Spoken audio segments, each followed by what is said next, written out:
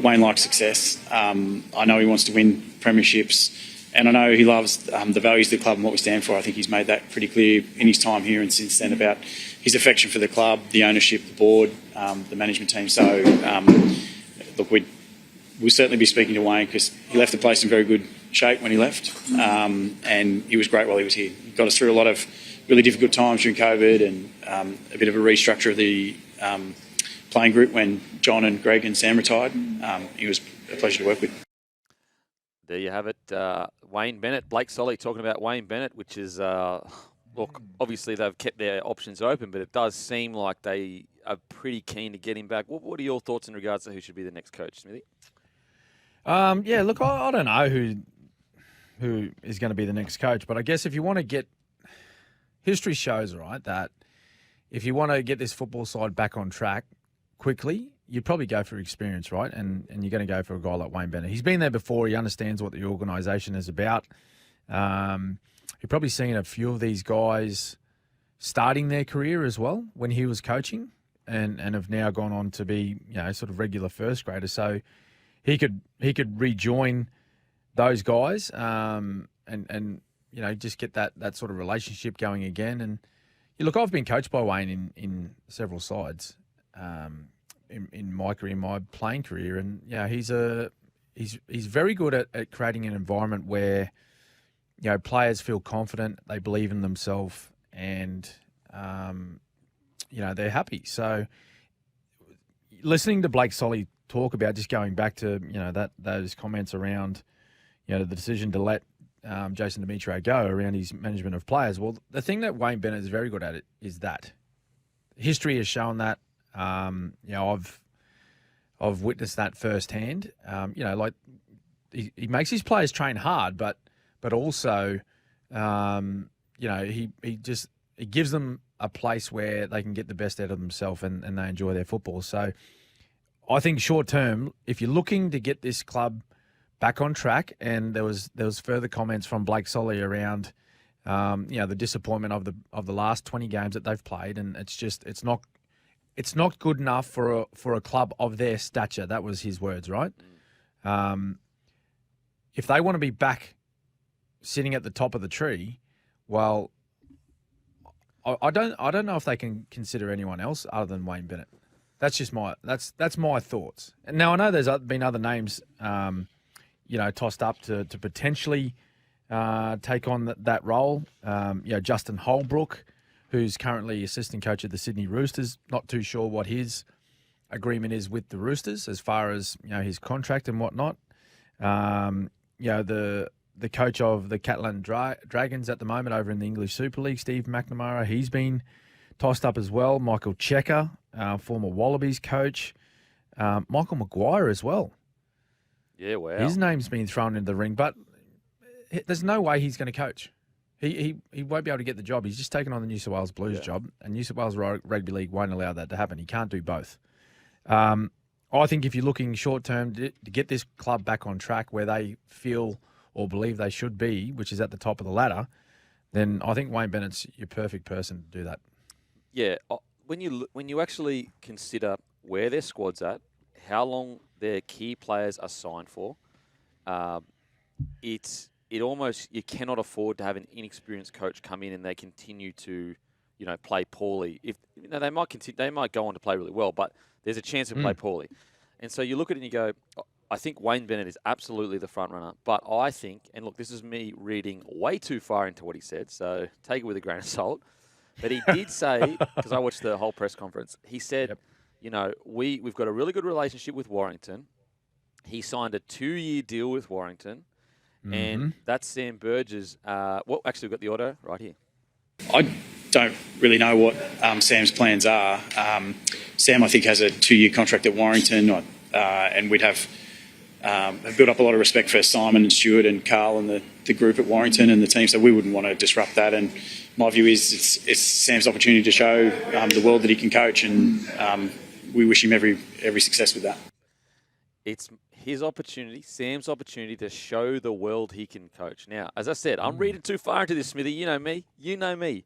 But that sounds like me to we talk about the recent him parting ways and having issues with the way Demetriou ran the place, is that kind of implicitly saying, well, you had an issue with the way JD coached. You go away and show you can coach. And then maybe we have that 2-year period and he's the successor to Wayne. Because I think Wayne is almost like the shoo-in. But the most important thing is the club can't be left in the same position. Not that it was left in a bad position, but you don't want to be 2 years down the track and right where you were before Wayne arrived. And I think Sam Burgess will be the heir apparent. What do you reckon? Well, how about this? Right? They signed Wayne Bennett on a 2-year deal, okay? Yeah. He gets them back on track. So Sam Burgess, he's got this year, 2024 and 25 to run on his contract. Am I reading that correctly?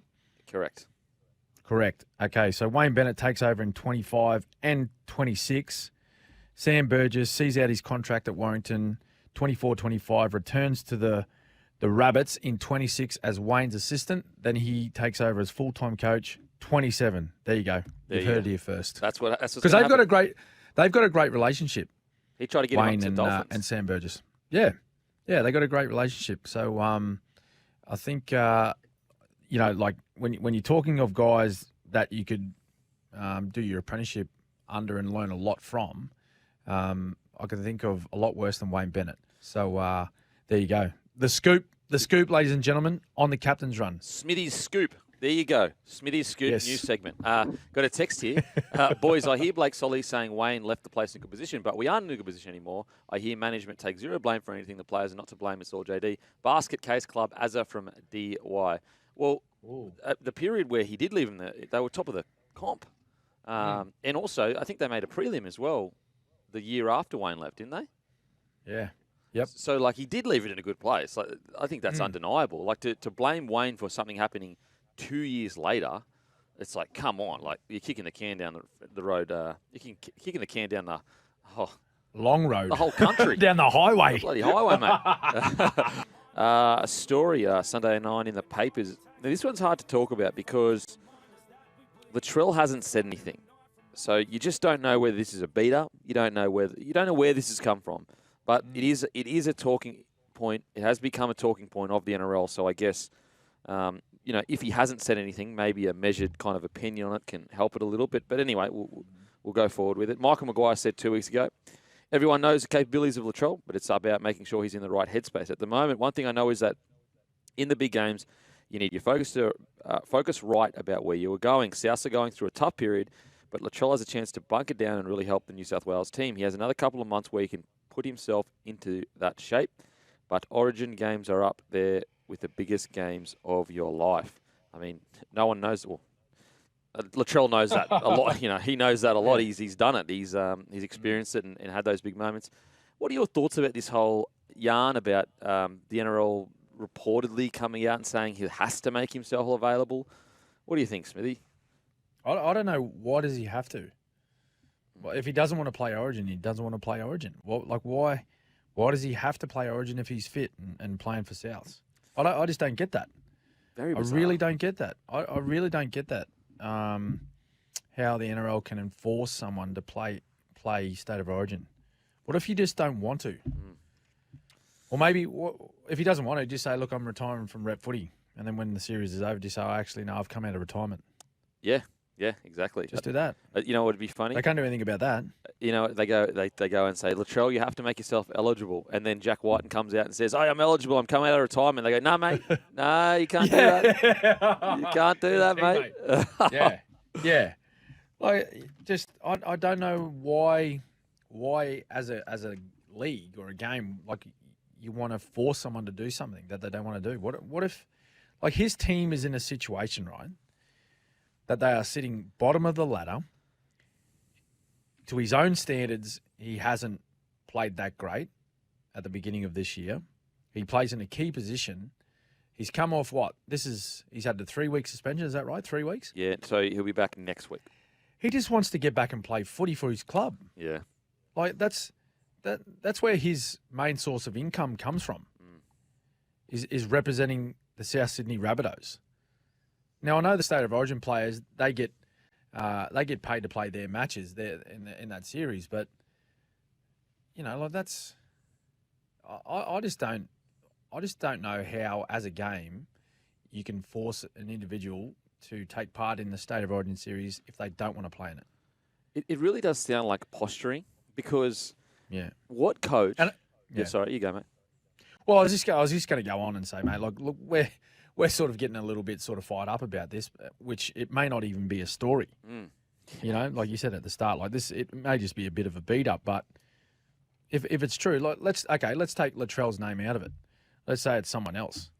Okay, what if Cam Murray or what if Cam Munster says, "Oh, look, I don't want to play Origin"? It'll be disappointing. You know, for myself as a Queenslander and yourself as a Queenslander, you'd love to see Cam Munster there. But if he says, "Oh, look, guys, I'm not in the right headspace or physically don't feel as though that I can play Origin this year. I'm just going to play club footy, concentrate on that, and hopefully be back next year ready to go." But, you know, like that'd be disappointing he's not there. But I still don't feel the NRL can step in and say, no, Cam Munster, no, you're fit. You will be playing Origin. It's honestly genuinely bizarre. And then, and then you go a step further, right? Like you go from that particular coach's point of view and the other guys in that team. Well, you're going to pick a guy that's come out and publicly said, I don't want to be here. Then you question him. You go, well, where's his commitment at? He doesn't even want to be here. So what can I trust that he's going to give 100% on game day? Like, is he going to be with us? Is he going to have full commitment through this preparation that, you know, he needs to, you know, commit himself to be right to go for State of Origin? I find it really strange if that's true that the game can come out and force players to play Origin when they don't want to. Yeah, it honestly just looks like posturing because, as you just said, what coach is going to ring a bloke and go, hey, mate, I know the NRL forced you to play, so I'm picking you. No matter what you say, you've got to be at camp at 8 a.m. Yeah. Like, what? Yes. It doesn't make any sense. Like, it's just no coach would ever do that. So no. And no. I get the argument of, you know, this is a precedent that, you know, what do you mean this could be a crazy precedent? We're only saying that because it's Latrell Mitchell. This has happened before, plenty of times where blokes have gone, you know, Jamie Lyon is the perfect example. He was like, no, guys, I don't want to play Origin at the moment. And so it's not like it's this first precedent that it's going to change the way the game played. Playing for your state, mate, and who am I to talk about this? You can obviously talk about this better. It's the highest honour you can have. So it's not, you're not going to get people going, oh, nah, stuff it. Don't want to play for Queensland or New South Wales. Yeah, nah. And, mate, there'll be people knocking the door down to play. If there's one person, you know, in the competition that says, oh, look, I really don't want to play Origin this year, they'll have people knocking the door down to say, look, I'll play. I'm committed. I'd love to represent my state. So, like, and I'll just rattle off a few. I know this is, you know, Latrell, but let's talk about outside backs for New South Wales at the moment. Like Tedesco, Dylan Edwards, Brian To'o, Turbo, Critter, Joseph Suoli'i, Josh Addo-Carr. Mate, the list goes on. Tungle, how many more guys? Best. All of them. Yeah. Look at all of them. Yeah. Pappy. They're all ready to go, and they've done it before. You know, like those outside backs. Like it's just they got a huge pool of outside backs that any one of them could go in there and play well for them. You know, in one game, 2 games, or the entire series. There's plenty of guys there to fill that jersey. Now, some more news coming out over the last couple of days. It was Clint Gutherson has undergone minor surgery on his knee, expected to miss, the king, miss 4 or 5 weeks. He'd been carrying the issue for the past several weeks. I'd actually even heard it was his last year he may have injured it, but to the point he required fluid to be drained. He also had surgery on the meniscus last year. I think that... Is it the same knee? I think Is it the same knee that he had the meniscus surgery? Yes, I think so. Okay. He had surgery on a meniscus, it says here. So I'll have to confirm with that if it is the same one. But look, I think it's a... Look, I know fans know this now, but it is a really good insight. You'd be very surprised at what blokes are doing just to get on the field when they probably shouldn't, but their club needs them. And that looks like what Gutho has done for quite a while now. Yep. What are your thoughts? Mate, I'm with you. And, you know, like, you and I both know, like, having been involved at the top level, like, there's players left, right, and centre. Everyone's pretty much majority of the competition is fit at the start of the year, right? But by round now, like we're talking now, 8, 9, and 10, there's niggles everywhere. Yeah. right? Yeah. You got busted ribs, you got crook knees, you got busted shoulders, sore necks, all the different things that players are dealing with, and they manage them on a daily basis, not just for game day, because they're competitive people, they're professional people, right? They want to be out there training. They don't want to be sitting inside in a gym doing alternate sessions, sitting on a rower on a bike or boxing or doing whatever they want. They want to be out on a football field training with their mates and preparing for the weekend.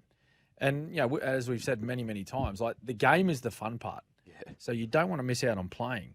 So, like I'm sure Gutho's been battling this and, like we've all seen him play and, the toughness that he plays with, not just physically, but his mental toughness that he's played through many, many matches where he's been banged up and all that sort of stuff. So, looks like it's just got to the point, Kempy, where he just can't play through it anymore. And they've bitten the bullet and said, "Look, mate, let's just go sort this issue out. Hopefully over the next couple of weeks when you're not playing, we might be able to get a couple of victories, and we're in a good position to try and attack the back end of the year." Yeah, I think if you really watch Gutho closely, especially this year, I think you could tell he was injured. Like on the weekend, like he was limping. He was definitely not at his best. Put it this way: I'm a soccer player. I'm the least tough rugby league player to ever play the NRL. In my debut, I played my debut. I needed a shoulder reconstruction. So that should give you an idea of some of the crazy stuff. Like, as I said, I'm not even a tough footy player. Some of the craziest stuff you'd ever seen that you would be like, mate, you shouldn't even be walking, let alone bloody out in a footy field. Now, what do you think about Mitchell? The season for the Eels?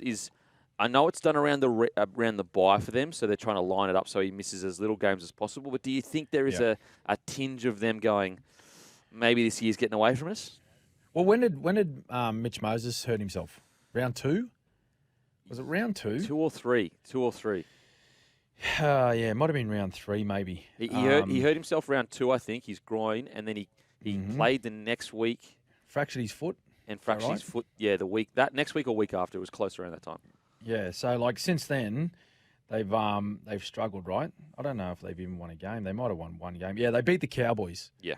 They beat the Cowboys, and ever since then, they've really struggled. So there's no doubt that not having Mitch Moses there has had an effect on them. But you take any of your main halfback, like your chief playmaker, the guy that sort of steers the team around the park, you take him out of any side, and it's going to have a bit of an impact on the way your team operates, right, and the way they play. But particularly now with Clint Gutherson out, he's the skipper, plays like the position he plays in, the amount of work that he gets through. I know it's hard when you're sitting at home watching on telly, but if you ever get a chance to watch a Parramatta game live at the ground, just try and take your eyes off the footy for a little bit and just watch the amount of work that Clint Gutherson does off the football. Just positioning his defensive line, making sure that he gets the kicks on the full, and even his work rate with when his team has the ball. Like he gets into first receiver, he takes hit ups, he gets on the back of their the back line plays with the sweeping run out the back. Like he's their everywhere man. Now he doesn't have that blinding speed of a Reece Walsh or the ability to bounce out of tackles like a Tedesco, but he's just as effective for Parramatta. So I'm not going to say one's a greater loss than the other, but they're just as equal. So yeah, it might be a tough couple of weeks for Parramatta, mate, coming up. It is interesting. Look, the hand may have been forced. So as I said, I've got a problem with reading too far into things. But I guess it makes the question, if they keep losing, the question of Brad Arthur and whether he stays or not stays becomes even more muddy, because you go, how could you move the bloke on when he's missing Gutho and Mitch Moses? So it does create a very tough kind of situation. I mean, you would hope as a club they've got things pretty locked in before this decision was made, rather than making a decision reacting to how their squad is going without their two biggest players. Yeah. Yeah, mate, it's a big one. And I've just looked at their next month. Have you seen their next month of games? Youch. So they got the bye, right? They got the bye, but then they go Broncos, Storm, Rabbits, and the Sharks. So they have to bunker down in the next 4 weeks, mate. That's as tough as it gets. Obviously, Rabbits, who knows what they're going to be like in 3 weeks. They might be back and playing their best footy. Who knows? But you know, at least 3 of the next 4, Broncos, Storm, Sharks, my goodness. Oh, and as you know, I know, look, the Rabbitohs at the moment, I would say they're not going to make the 8, but they are making drastic changes for that to happen pretty soon. So there is I know the squad hasn't played as well as we know they should have, but they still have a squad that can make the dent in the 8 on paper, for sure. And also, they're missing quite a lot of their starting side. So in 3 or 4 weeks, they actually may be a very, very tough challenge for the Eels. The Eels could they could potentially go 0-4 the next, and even with their full strength side, they could go 0-4 when you look at the teams they're playing. So it's a bloody tough run. Yeah, mate, 0-4. So the bye 0-4. That means that leaves them 3 wins from 12 games. Oh. And that's going to have them sitting pretty low. Unless the teams blow them, win a couple, they'll almost be last on the ladder. Mate, if they can get 2 from 4, that's a massive win. 2 from 4, I'd be happy with that if I'm the Eels at the moment without their players. Rabbitohs v the Panthers, Thursday, 7:50, Accor Stadium, live on SEN with Joel Kane, Brett Camorley and Spud Carroll. Rabbitohs team news, Milnes suspended. Isaac Thompson returns on the wing, Moali to start. Cheekham returns, Hornby in the head coach's role for the first time. I think also Kalamatangi will start in the front row again if he did it last week, but he'll definitely be in the front row this week. Taruva returns after being taken out of the side just before kickoff last week. Leota returns after a week off with a shoulder complaint. Smithy, what do you reckon here, mate? Well, Taruva, he was rested, wasn't he? Yeah, because did the contract he get taken out of the lineup? Yeah, okay, so sorry. Essentially the contract negotiations, this is what Ivan said, the contract negotiations took a lot out of him, so he decided to give him the week off. Gotcha. To get his head around it, and he's back. Look, we've spoken about coaches being sacked before on this show. It might have been last year and teams getting up. I don't think it's going to happen this week, with all due respect to the Rabbitohs faithful. They're just not in. They're nowhere near where they need to be competing with this footy side, the Penrith Panthers, and they got away with a tight victory last week. Penny, just got over the Cowboys. Tough game up there in Townsville. Got up by 6 points. Weren't at their best, but did what they had to do to get a victory. I'll tell you what they did do well. They defended the house down. Oh. They were so good defensively, and have been now. Like, it's no surprise. Like, it's not groundbreaking news that I'm talking about now. About how good their defense was, but that was a huge effort to be able to repel the Cowboys, who leading into that match had the best attack in the comp. So they threw everything at the Panthers, but they held them out to beat them by 6 points. I think the question for me is, like, what does this change for the players in the Rabbitohs footy side with Jason Demetriou now not being coach? Like, do they all of a sudden go out and play the best game that they've played all season because he's not coaching? I don't know. I haven't seen enough from them with their commitment to their footy and the intent that they do things on the field and their effort, like their consistent effort on the field, to suggest to me that things are going to change that quickly in, what is it? Well, they're playing tomorrow, so I don't know if they can turn it around in 2 days. So, look, I think Panthers, and possibly in a big score, like a lot like last week where they took on Storm and, they racked up a big score on them in the end. Like, there was a little mini fight back in a period of that game where Storm they took the foot off the throttle a little bit, but Panthers, I just think Panthers all one-way traffic. I think possibly a little bit of a score racked up as well. Yeah, the Rabbitohs kind of find themselves in a bit of a strange situation because if they come out and play really well, you'd be sitting there going, where the hell has this been? The last 7 or 8 weeks. Yeah. I understand that the coach is, he's moved on, and I understand that if you come out and play well, the argument would be made, the coach hasn't been the best, but at the same time, it hasn't really been just the coaching, it's been some of the effort areas. So I guess they find themselves in a bit of a tough position in regards to that. But I'd have to say, I just haven't seen enough patches of good footy from South to suggest that they are even close or ready to put together 80 minutes of decent footy yet. I think sometimes if you look at other form runs and you go, okay, this team is in a bit of a bad patch at the moment. They've just lost their coach. You can kind of look to like 2 or 3 games where you go, well, they actually did play some pretty good footy here. They actually did, for 60 minutes, they were quite good. If you actually go back, the score blew out a little bit, but they were actually quite good.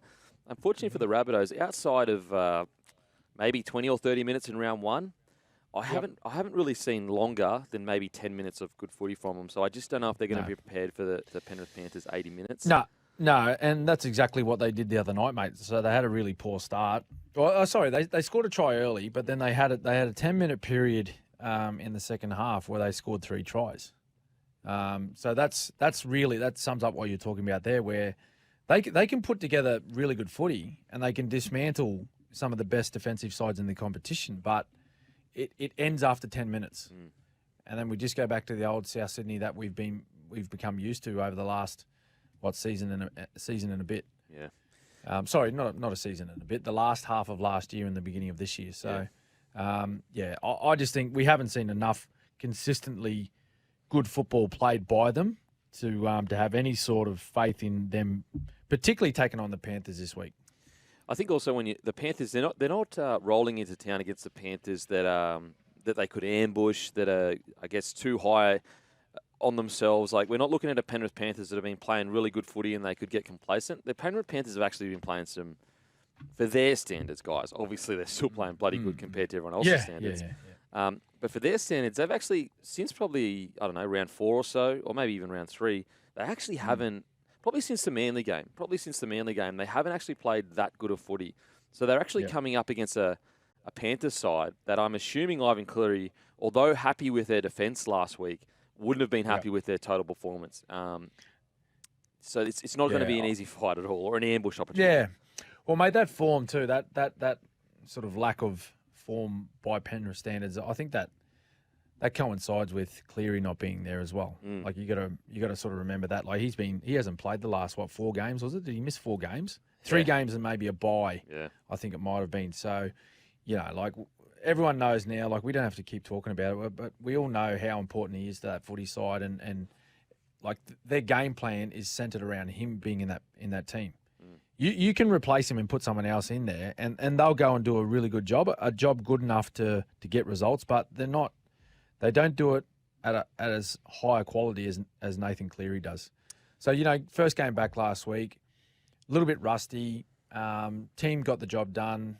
I think that's a strong victory for them. And I think that now they'll look to build over the next month. I will say, I have this year, I know he hasn't played all the games, but I do think there are some questions around, and we're talking top tier here, guys. Like, I'm not comparing him to some, but around his defence sometimes, I do think that some teams, if they are looking at ways to beat Penrith, to maybe explore that, because he actually is a great defender in contact.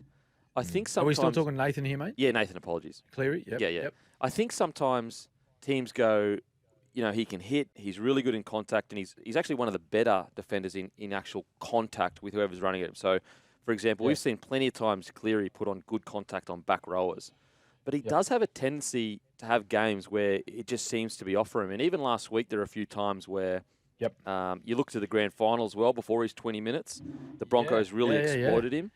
Yeah, mate, I was going to bring that up. Like, it started, I noticed it in the grand final last year, like, very, very sort of unlike Nathan Cleary, where he's as you said, mate, like, he's a good defender. He's a smart defender. He knows where to position himself, and he plays quite a physical game as a halfback. He doesn't mind getting his body in front of big blokes, but the Broncos found some avenues to make some line breaks around him. And that's sort of, he's given up a few this year already as well. So, I think you make a good point. Now, let's head on to Manly versus the Raiders. It's 6 p.m. at 4 Pines Park. Live on SEN, Jimmy Smith, Brett Kamali and Tim Manor. Manly, DCE, free to play. Bullymore in for Olakawatu. Sipley returns to the bench. Raiders, Albert Hopewadi returns to fullback. Chevy Stewart dropped out. Kotrick replaces Schiller on the wing. Whitehead returns from injury. How do you see this one playing out, Smithy? Well, they've still got a number of players out, don't they, the Raiders? They've been smashed with injury. They've got a huge list of top liners unavailable. And I think a big one too for mine is Jamal Fogarty, right, not being there. I think he's done such wonderful things for that footy club since joining them, playing in the halves. Now, listening to did you see or hear Josh Papali'i talking after the game? Like, he was highly embarrassed by that effort last week. 40 blot on their home ground against the Sharkies, and they're usually pretty good. Like on that Sunday sort of Arvo evening game, they're usually pretty strong and really competitive. But 40 blot, they just never in the competition. And he said, he was highly embarrassed, not just with the team's performance, but he said, like, I know we got a lot of senior guys out and some young faces in here playing, but you can't just point the finger at those young guys and say, oh, look, we're inexperienced, that's why we got beaten. He said he was really disappointed with his own effort, and guys like himself, the more senior players, they got to step up. So this is another game where they're going to have to do so. Like, they're on the road, they have to travel up to Brookvale, and take on Manly, they'll be pretty keen.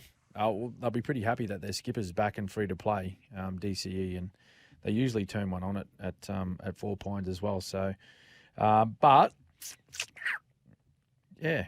Canberra, if they're on, they can mix it with any team in this comp. I still feel as though Manly, even minus Olakau'atu, I think they can take care of Canberra at the moment. They just, I just think they're down on troops. Down on troops. Even if they're big game players step up and have a strong game, like the men I just spoke about in Josh Papali'i and Tarpany goes well, Elliot Whitehead back too. I just think they're just a little bit under strength to take on a side like Manly at the moment. Yeah, it's for Manly, like, obviously you'd never want to go into a game expecting to win. But if I'm Manly, it's a real opportunity to sort their defence out. And I know that sounds harsh because I think Manly have had a really good start to the year. But I guess it's all about, where do you actually place Manly? Do you think they're a premiership threat, or do you think they should be happy to be in the top 8? I think if Manly can fix this one thing, which is their defence, they could be a premiership threat.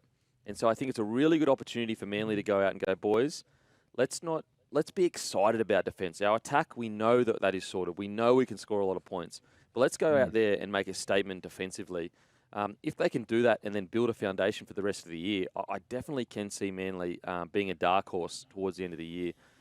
In regards to the Raiders, my biggest concern, yes, Fogarty being out is a huge out, and I think everyone agrees. Like, without Fogarty, it's going to be very hard for them to win matches against some of the top-tier sides. But my biggest concern over the last couple of weeks is how dominated the forward pack has gotten. Broncos, without Payne Haas and Adam Reynolds, completely dominated the Raiders forward pack. Come in next week. The Sharkies come out and absolutely dominate the Raiders forward pack. And so I don't know whether their preseason was extra hard and Ricky, got them peaking to head into the year to get a few wins early, and maybe they're tapering off a little bit, and that maybe that's why we saw a bit of fatigue. But I think that they've got to get that sorted, because the Raiders forward pack, that's the heart of their team. If that isn't absolutely firing at the top tier of the comp, they can't even make a shot. So I think that's going to be a big emphasis, is all about energy and the forward pack not getting dominated for the Raiders. Yeah, no, I agree, mate. That's where the games are won, mate. You learn it from a very young age, particularly in first grade, when you come in. The work's got to be done in the middle first. If they can't win the middle, if they can't win the forward pack battle, then the boys out wide can't do their job. So, yeah, and that goes back to what I was saying about Josh Papali'i's comments post game. Was that, like, we were dominated? I'm really disappointed, not only in the team's game, but my own effort. I needed to be better. So I'm sure the big boys, they'll be up for a big one this week. Titans versus Storm, Saturday, 5:30, Seabus Stadium. Khan Pereira drop out for Philip Sammy and Harley Smith-Shield. Fodawaker out with concussion. Fafita named to start, but expected to come off the bench again. Storm T News, Wishart named on the wing. What? I didn't even know this. Holy, Wishart named on the wing for Xavier Coates. Bronson Garlick onto the bench. Cam Munster set to play his 200th game. Wow, Wishart on the wing. The bloke can do anything. Yeah, well, he played there last week, mate, when Xavier Coates went off. I think Xavier Coates, he actually went off in the first half after he scored, 3 tries. was it his second try or third try? Yeah. Might have been. Just went off with the lazy bit of a tight hammy. So I'm hoping that's going to be nothing too serious. I think just maybe precaution. He would have loved this game to be a part of it, Xavier Coates, because he's from the Gold Coast, so he would have been up here with a lot of family and friends to play in front of. But not to be. Tyron Wishart, mate, he is one of the most versatile players you'll ever come across. Yeah. Like he's played a bit of time in the halves. He's played in the wing. I think he's chucked him at fullback once or twice before. He's played dummy half. He plays all over. Plays in the middle as a ruck player. Yep. Just incredible. So he'll do a job. And they're coming up to the Gold Coast with a lot of confidence and a lot of momentum. Sitting second on the competition ladder, and they're just sneaking along, aren't they? The Storm. Yeah. And you look at their performances, and you're probably thinking, well, like they're not setting the world on fire at the moment. We've seen them play a better style of football or more consistent style of football than they have in the opening sort of 8 rounds. But they're getting the job done. That's what they're doing. So I think that's the thing that'll be most pleasing for Craig Bellamy as coach. And another big milestone that they really put a huge emphasis on is these milestone matches. Cam Munster plays his 200th. So big game for him. Then you look on the other side, though, like the Titans. Did you give them any chance against the Warriors last week? Not really, but I did make a bit of money. No. I had them what? The line was 9.5, so I chucked a sneaky little bet on that. Plus anytime try scorer AJ Brimson, she got up, but I didn't give him any chance for head to head. No way. Yeah. No, same. So I thought it was going to be a Warriors victory, but if you look at their performances leading up to that game last week, they were improved, right? So they slowly built over the last fortnight, and then they got over there and played a tough game of footy. You could probably argue that the Warriors aren't in great touch right now, but the Titans, it's a hard place to play. Yeah. It's a hard place to play. It's a hard place to travel to and get a victory, particularly on a day like they played on Anzac Day. The stadium was chock-a-block, and it's pretty intimidating playing there with a full crowd of Warriors fans. So to get the job done over there, that means they've played a pretty good game of football. AJ Brimson, he remains a fullback, and I heard him talking on the radio this morning about how he loves being a part of the spine, Kempy. He just really enjoys his time playing in the spine. That's where he prefers to play, whether it be at fullback, whether it be at 6. He wants to be around the ball, and that's where he's dangerous, right? Yeah. His threat is his ability to run the football. So being out in the centres, like you rely heavily on the work done on the inside to be able to get quality football. So quality football being that you're getting the ball with opportunity to run. Whether it be space, a bit of time to do your thing, or it's a one-on-one opportunity with your opposite centre to beat them. But if that work's not being done, then it's pretty much you shut out of the game. Whereas if you're playing fullback or you're playing 6, you're getting that opportunity with the ball, with time and space in your hand to do what you do best. So, look, he's going to be a huge threat to the Storm. Can't wait to watch this game. I'm going to go along just as a fan and see what happens. But I think the Storm a little bit too strong for the Titans. Yeah, it's a really interesting. The Titans win. A lot of people will try to downplay it. Not a lot of people, but some people might try to downplay it. Yeah, they just got that one win. But you have to look at it like this: if the Storm went over to New Zealand and beat the Warriors by 2 points or a try or whatever, you'd probably go, "Oh yeah, good win over in New Zealand." New Zealand's a much better side than in the past. And so the Titans did that. So to suggest that they don't have a chance here against Melbourne Storm, I actually think they're going to... I've got Melbourne Storm winning, but I actually think the Titans will make it a tighter match than we thought. We've got the Cowboys v. the Dolphins. How do you see this one playing out, Smithy?